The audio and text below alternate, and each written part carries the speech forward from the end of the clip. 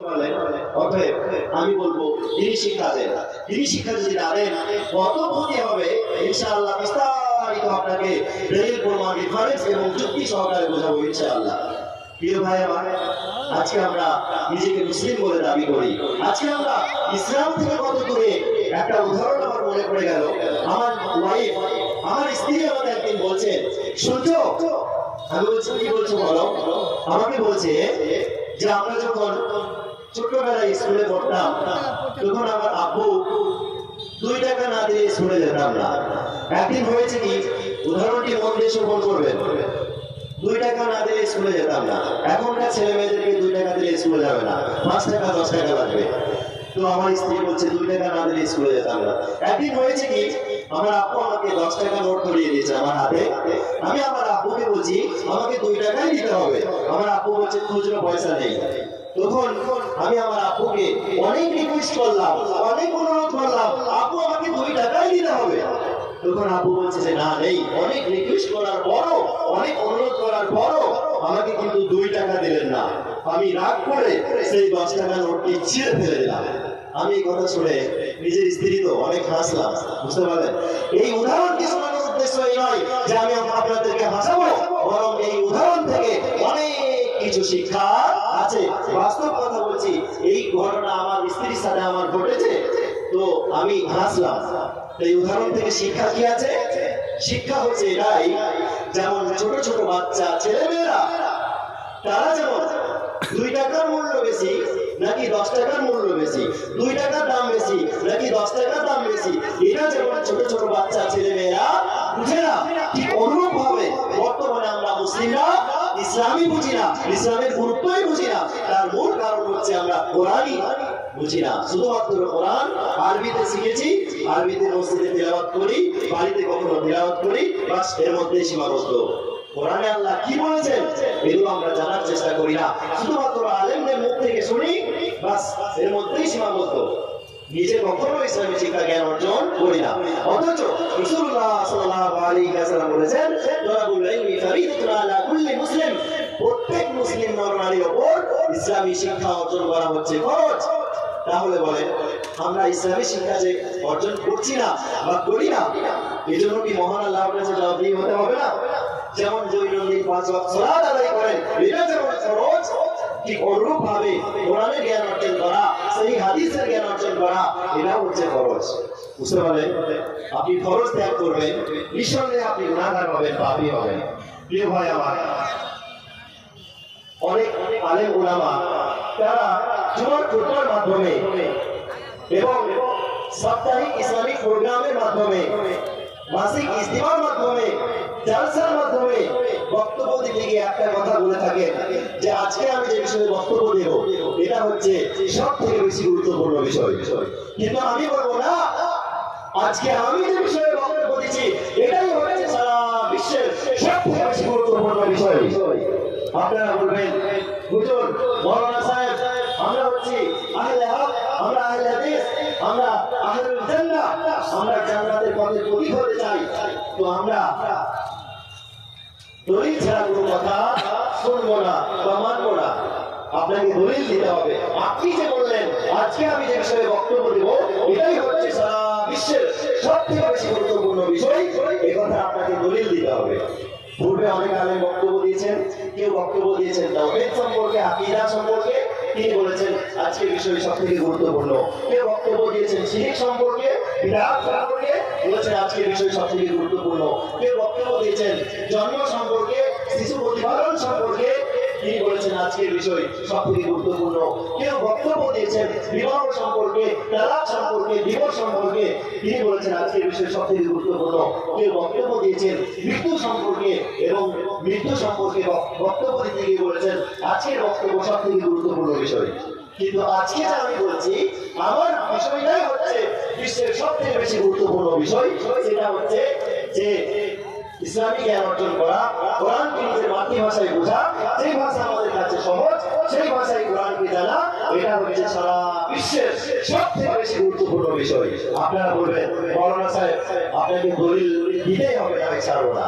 দলিল আপনি পবিত্র গ্রন্থ আল কোরআন পড়েন তাহলে বুঝতে পারবেন। সূরা নম্বর 6, সূরা নম্বর এবং আয়াত নম্বর 38 আল্লাহ রাব্বুল আলামিন বলেছেন মা ফাররাতনা ফিল কিতাবি মিন শাই, আমি মহাগ্রন্থ আল কোরআনের মধ্যে কোনো কিছুই বর্ণনা করতে ছাড়িনি। বুঝতে পারলেন? কোরআনের মধ্যে কোনো কিছুই বর্ণনা করতে ছাড়িনি, এই কথা কি বলেছেন আল্লাহ সুবহানাহু ওয়া তাআলা। ঠিক একই ভাবে আপনি যদি পড়েন পবিত্র গ্রন্থ আল কোরআন সূরা নম্বর 16, সূরার নাম সূরাতুন নাহল এবং আয়াত নম্বর 89, আল্লাহ রাব্বুল আলামিন বলেছেন তিবিয়ানাল লিকুল্লি শাই, এই মহাগ্রন্থ আল কোরআনের মধ্যে সমস্ত কিছুর বর্ণনা রয়েছে। এই দুটি আয়াতকে সহজে বোঝার জন্য একটা বাস্তব উদাহরণ দিই। আপনাদের মধ্যে কোনো একজন ব্যক্তিকে আমি যদি বলি যে আপনি বসেন, নিঃসন্দেহে উনি বসেই থাকবেন। আরেকজন ব্যক্তিকে যদি বলি আপনি দাঁড়াবেন না, উনিও বসে থাকবেন। তার মানে হলো কি দুটি কথার অর্থ একই। ঠিক অনুরূপ ভাবে আল্লাহ সুবহানাহু ওয়া তাআলা তিনি একটা সূরার মধ্যে বললেন যে আমি কোরআনের মধ্যে কোনো কিছুই বর্ণনা করতে ছাড়িনি, আরেকটা সূরাতে কি বললেন, আরেকটা আয়াতে বললেন যে এই কোরআনের মধ্যে সমস্ত কিছুর বর্ণনা রয়েছে, তথা দুটি কথার অর্থই হচ্ছে একই।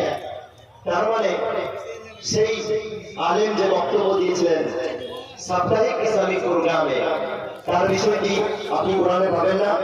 অবশ্যই পেয়ে যাবেন। যে বিষয়ে বক্তব্য দিয়েছেন না কেন, আপনি সে বিষয়ে কোরআন থেকে জ্ঞান পেয়ে যাবেন। তারপরে যে ব্যক্তি মাসিক ইজতিমায় বক্তব্য দিয়েছেন, তিনি যে বিষয়ে বক্তব্য দিয়েছেন তিনি বলেছেন এটা গুরুত্বপূর্ণ বিষয়, তো তার বিষয়টা কোরআনে আপনি পাবেন না। আল্লাহ তো বলেছেন কোরআনের মধ্যে সমস্ত কিছুর বর্ণনা রয়েছে, কোরআনে আমি কোনো কিছুই বর্ণনা করতে জানিনি, এটা তো আমার কথা নয়, আল্লাহর কথা। অতএব যখন আপনি সম্পূর্ণ কোরআনকে নিজের মাতৃভাষায় শিখবেন, নিজের জন্য যে ভাষা সহজ সেই ভাষায় কোরআনকে শিখবেন, তখনই বিশ্বের উলামারা যেই বিষয়ে বক্তব্য দেয় না কেন সমস্ত বিষয়ের জ্ঞান আপনি কোরআন থেকে পেয়ে যাবেন।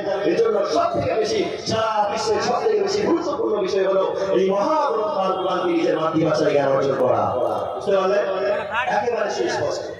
কেন আল্লাহ তো নিজেই বলেছেন কোরআনের মধ্যে আমি কোনো কিছুই ছাড়িনি।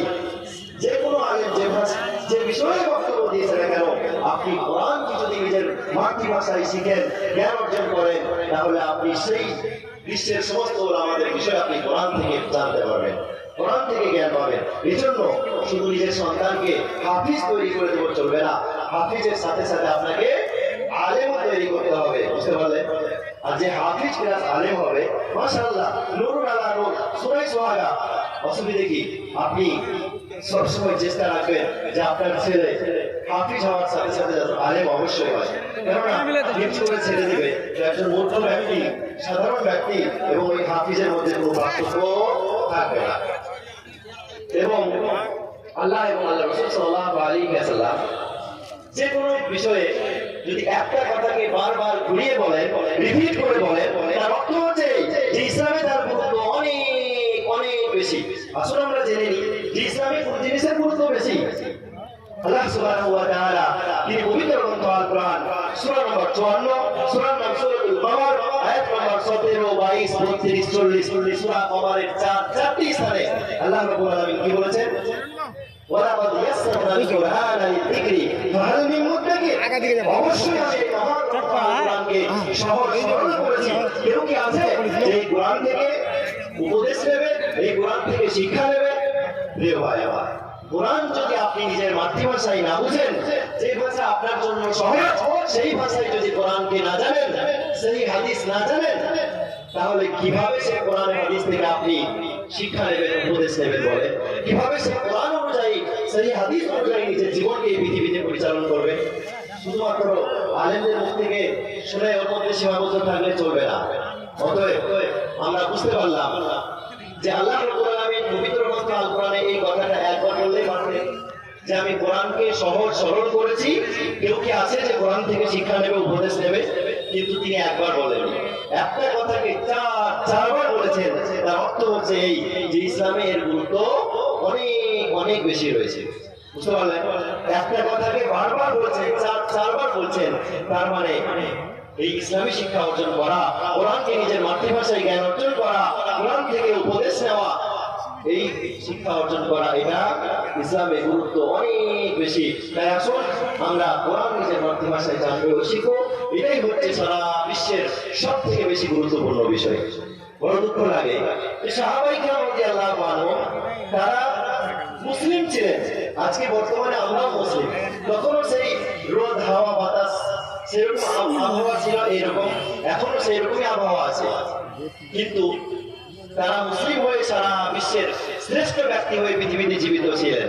আর আজকে আমরা মুসলিম, কিন্তু আমরা শ্রেষ্ঠ তো দূরের কথা, আমরা সারা বিশ্বে লাঞ্ছিত ঘৃণিত অপমানিত হয়েছি। বলেন কেন হবো না? আজকে সারা বিশ্বে সব থেকে বেশি যে গ্রন্থ পাঠ করা হয় তা হচ্ছে মহাগ্রন্থ আল কোরআন। বলুন আলহামদুলিল্লাহ। কিন্তু সারা বিশ্বে সব থেকে বেশি না বুঝে যে গ্রন্থটি পাঠ করা হয়, সব থেকে বেশি না বুঝে যে বইটি পড়া হয়, সেটা হচ্ছে মহাগ্রন্থ আল কোরআন। তাহলে কোরআন থেকে আমরা দূরে নয়? কোরআন যদি না জানি ইসলাম কিভাবে শিখবো? এজন্য উর্দু কবি বলেছেন, ও জমানে মে মুআজ্জাজ थे मुसलमान होकर, वो जमाने में मुआज्जज थे मुसलमान होकर, और आज हम खार हुए नारी के गुलाम होकर। সে যুগে সাহাবায়ে কেরাম রাদিয়াল্লাহু আনহুম তারা মুসলিম হয়ে সারা বিশ্বের সব থেকে শ্রেষ্ঠ ব্যক্তি হয়ে জীবিত ছিলেন এই পৃথিবীতে। কিন্তু বর্তমানে আজকে আমরাও মুসলিম, কিন্তু আজকে আমরা পৃথিবীতে লাঞ্ছিত ঘৃণিত অপমানিত হয়েছি।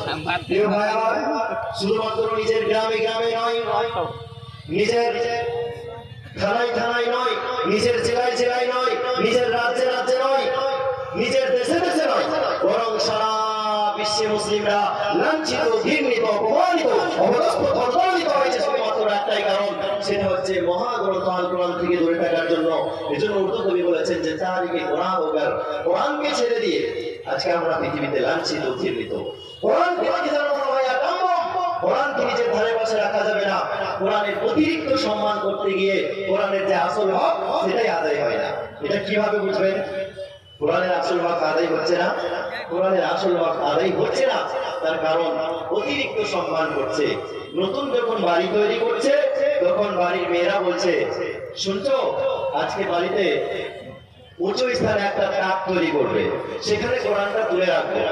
দেখা যাচ্ছে বড় একটা লম্বা কাপড়ে এবং লম্বা দড়ি দিয়ে একটা কোরআনকে সেই জুজদান দিয়ে ঢেকে রাখছে। তারপরে সেই কোরআনটা উঁচু স্থানে রাখবে, মানে কোরআনের অতিরিক্ত সম্মান দিতে গিয়ে কি করছে, একটা চেয়ার অথবা একটা টেবিল আনছে, সেই চেয়ারের উপরে সেই টেবিলের উপরে বসে মানে চেপে সেই কোরআনটা উঁচু স্থানে মানে তুলে দিচ্ছে।